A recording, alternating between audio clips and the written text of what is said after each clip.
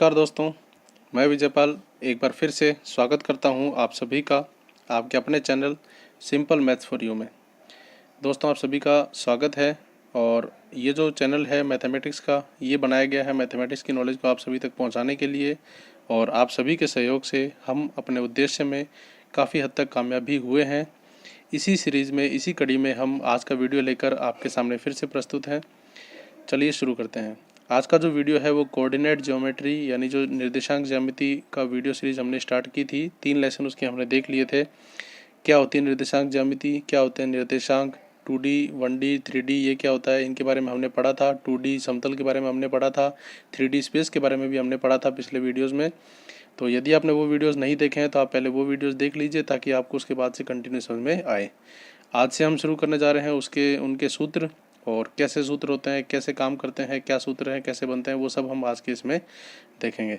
मैं कोशिश करूंगा कि जितने भी डेरिवेशन है उन सब को कवर करूं, लेकिन डेरिवेशन बहुत ज़्यादा लेंदी होते हैं और कठिन होते हैं, इसीलिए सबको कवर करना मुश्किल है। लेकिन जितने मैक्सिमम मैं कवर कर सकता हूं उतने मैं करूँगा। उसके अलावा आपको किसी डेरिवेशन में प्रॉब्लम हो तो आप उसको कमेंट बॉक्स में बताना, ताकि जिस डेरिवेशन में आपको प्रॉब्लम होगी वो डेरिवेशन हम यहाँ पर पूरा अच्छी तरह से समझ लेंगे। उसके अलावा आपको डायरेक्ट सूत्र ही याद रखना है, उसी से सवाल हल हो सकते हैं। तो चलिए शुरू करते हैं। देखिए, आज का जो टॉपिक है वो है हमारे दो बिंदुओं के बीच की दूरी निकालना।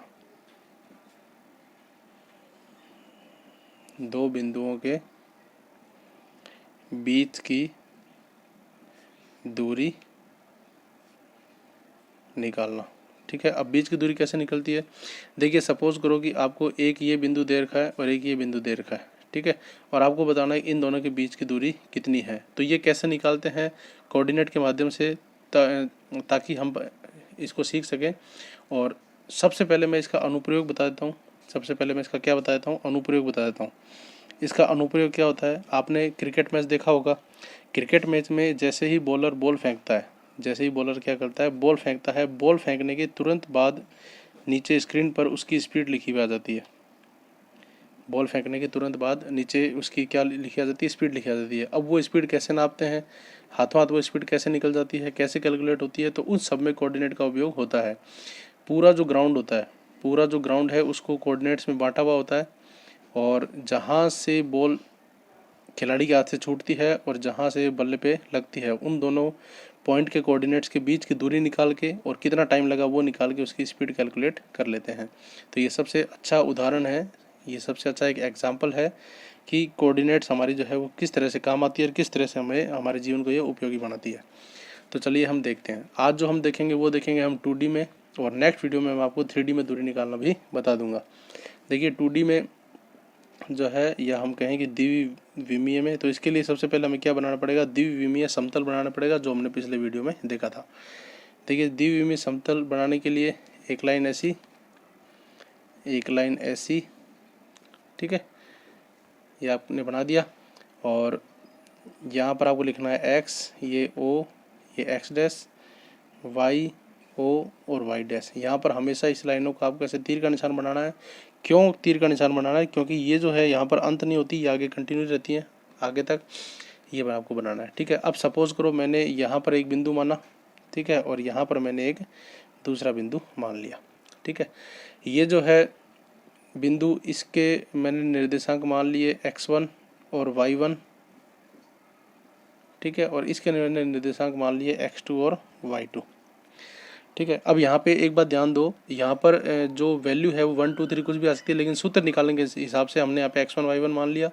जो द्विविमीय निर्देशांक में बिंदु होते हैं वो, उसमें पहला मान x का होता है, दूसरा y का होता है। ये पहला बिंदु है इसलिए हमने इसको x1 y1 मान लिया। ये दूसरा बिंदु है इसलिए हमने इसको x2 y2 मान लिया। या जब सवाल में ये आएगा तो वहाँ पर आपको संख्या दी होगी, तो संख्या को रख के हम आराम से निकाल देंगे। यहाँ पर पहले हम सूत्र निकाल रहे हैं। ठीक है, अब आप यहाँ पे ये देखो, आपको इन दोनों के बीच की दूरी निकालनी है। तो इसको अगर मैं बिंदु ए मानूँ और इसको बिंदु बी मानूँ, तो आपको ए बी की दूरी निकालनी है। अब यहाँ पर आप ध्यान से देखिए, ये x2 y2 है, तो ये जो बिंदु इन अक्षों को जहाँ पर काटेगा, यानी एक तो यहाँ और एक यहाँ, तो ये बिंदु कितना हो जाएगा आपका? x2 हो जाएगा, क्योंकि x का मान x अक्ष पे x2 होगा और यहाँ पे y का मान y2 होगा। ये मान हो जाएगा आपका y2। इसी तरह से ये जो बिंदु है, ये एक यहाँ पे मान होगा इसका और एक इसका मान यहाँ पे होगा। तो यहाँ पे जो मान होगा वो होगा x1 और यहाँ पे जो मान होगा वो होगा y1। ठीक है, अब आपको यहाँ पे ए बी की दूरी निकालनी है, तो मैं यहाँ पे क्या करूँगा, ए और बी को इस तरह से मिला दूंगा, ए और बी को मिला दूंगा। अब यहाँ पे देखिए ये जो लाइन है, ये लाइन, ठीक है, इस लाइन से इस बिंदु पर एक मैंने काल्पनिक इस तरह का एक रेखा खींची, एक लंब डाला इस तरह से, यानी ये रेखा, इस रेखा के ये 90 डिग्री की मैंने एक रेखा खींची और इसको भी यहाँ तक मैंने यूँ मिला दिया, यानी कि मैंने इसमें एक त्रिभुज का निर्माण किया। इसको मैं सी बिंदु दे सकता हूँ। मैंने यहाँ पे एक त्रिभुज का निर्माण किया और अब मेरे को इस त्रिभुज में ए से बी की दूरी निकालनी है। ठीक है, यहाँ पर मैंने इस बिंदु से लंब डाला है, यानी कि ये क्या हो गया मेरे पास 90 डिग्री, और ये इस लाइन को भी, जो ये लंब थी, काल्पनिक लाइन थी, इसको भी हमने पूरा बी से सी तक मिला दिया और इसको सी बिंदु का नाम दे दिया। अब यहाँ पर ए बी सी क्या बन रहा है, एक समकोण त्रिभुज बन रहा है और ए बी सी समकोण त्रिभुज में आपको ए बी की दूरी निकालनी है।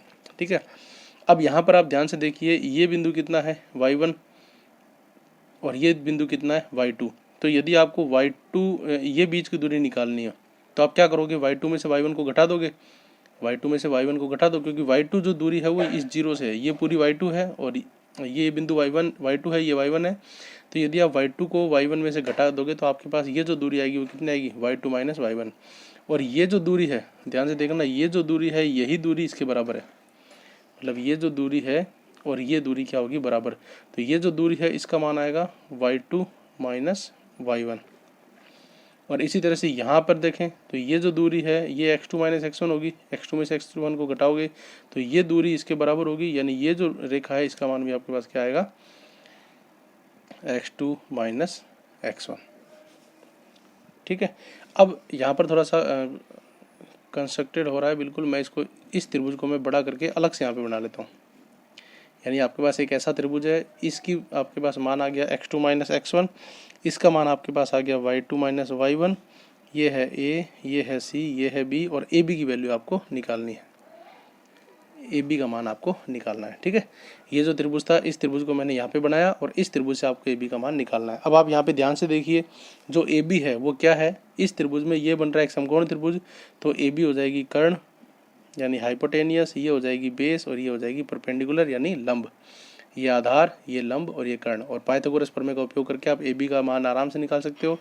तो पाइथागोरस प्रमेय से क्या होता है, कर्ण का स्क्वायर, यहाँ पर आपको पाइथागोरस प्रमेय समकोण त्रिभुज है इसलिए पाइथागोरस प्रमेय लगाइए। पाइथागोरस प्रमेय होती है कर्ण का स्क्वायर बराबर आधार का स्क्वायर प्लस लंब का स्क्वायर।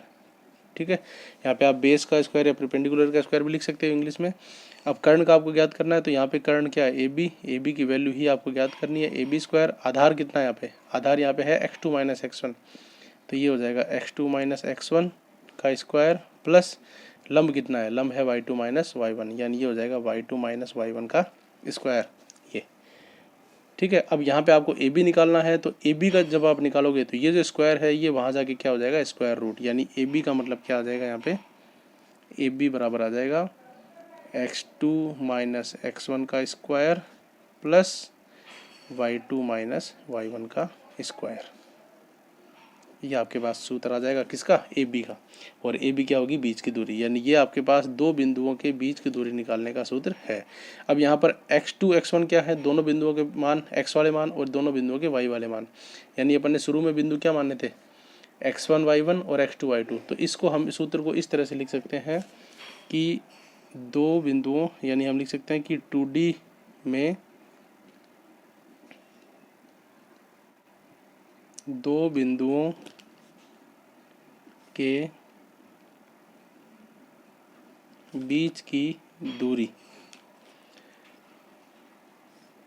ठीक है ना, दो बिंदुओं के बीच की दूरी। तो बिंदु हम मान लेते हैं a x1 y1 और दूसरा बिंदु मान लिया b x2 y2। तो दोनों के बीच की दूरी ए बी क्या हो जाएगी, x2 माइनस x1 का स्क्वायर और प्लस y2 माइनस y1 का स्क्वायर, ये इस तरह से। तो ये जो सूत्र आएगा ये क्या आ जाएगा आपके पास, दो बिंदुओं की दूरी निकालने का सूत्र। तो ये आपको सूत्र याद रखना है, बहुत ही इंपॉर्टेंट सूत्र है।